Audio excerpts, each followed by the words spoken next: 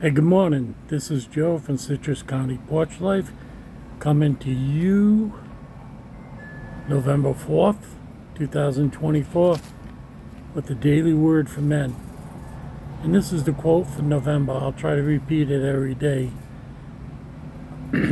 That's why I take pleasure in my weakness and in the insults, hardships, persecutions, and troubles that I suffer for Christ. For when I am weak, I am strong. 2 Corinthians 12, verse 10, the NLT. And that, of course, is spoken by or written by St. Paul, who suffered greatly for the kingdom. So the word for today is prepared. And the biblical quote is prepare your mind for action, discipline yourself, and set all hope on the grace that Jesus Christ will bring you when he is revealed. 1 Peter 1, verse 13, the New Revised Standard Version. If I just repeat the letters, that means that I don't know what they stand for. So I do know what NRSV stands for, New Revised Standard Version. There are so many versions of the Bible now, I can't keep up with them. The difference between being prepared or not can turn a simple weather situation into a life or death situation. If you have ever been caught in a storm where the temperature dropped suddenly and heavy rains and strong winds developed, you know what this means. The right equipment, usually an additional warm layer, wool socks, and rain gear allow you to endure a storm without an issue. When you are opposed and ill-prepared, it becomes an issue of survival.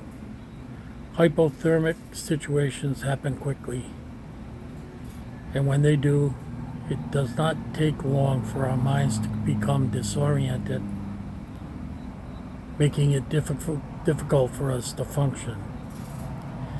Our preparation is not only important when we travel, camp, or just live our day-to-day lives. It is important in our faith. How are we ready for what we may face when political climates change,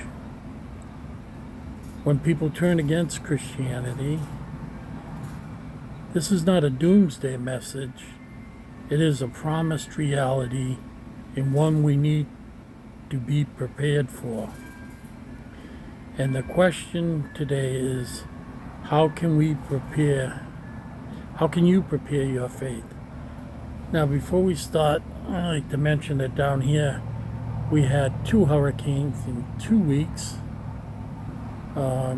We didn't take direct hits, but the storm surge ruined a lot of houses just up the road from me. I live about maybe, 100 yards from Route 19, which goes north up to Hattiesburg, Mississippi, but right up the road in town, Crystal River, and houses got flooded again. Stores got flooded, and it was back to back. They had some stuff out on the street, and the next hurricane came. We had Hurricane Helen and Hurricane, begins with an M, guy's name Morris. And now I have to get a new roof. It's just a waiting game because there's so many people looking to have roofs done. This passage spoke of quick change in weather. In 2023, up in Rhode Island, they had the coldest temperatures they've ever recorded. -19. I can remember a -6 when I lived up there. And it says here, it does not take long for our minds to become disoriented, making it difficult for us to function.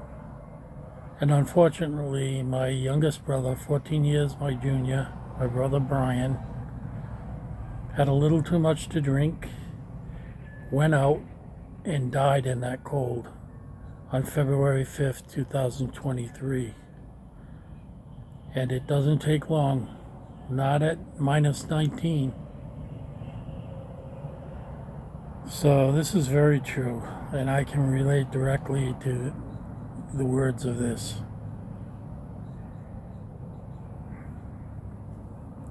There's almost, he says it's not a doomsday message, it's a promised reality that people will turn against Christianity, and they already have. I am called names just for putting this up on the internet, and I don't know why. If I don't like something, I'll say like a lady's makeup show, I don't watch it. I don't criticize them. It makes no difference to me. But I'm called a Christo-fascist. And I really resent, I don't mind the Christo part, but I'm not forcing my beliefs on anybody. I'm telling them what I truly believe, and that's it.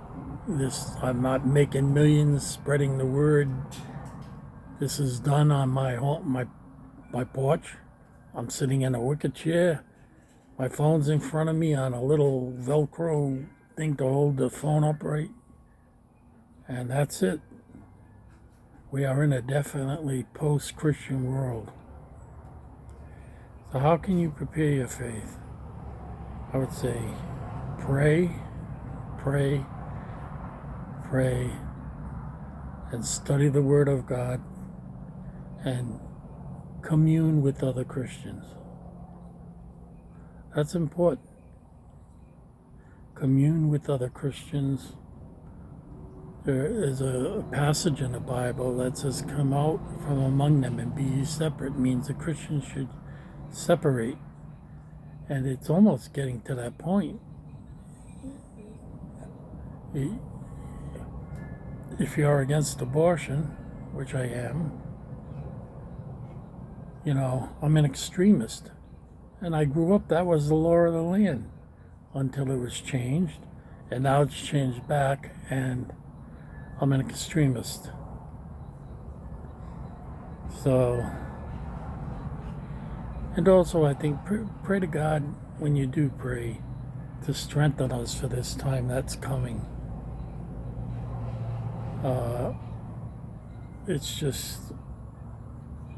It's going to be a trying time for all of us. So God bless you all. Have a safe and holy day, and we will talk to you tomorrow.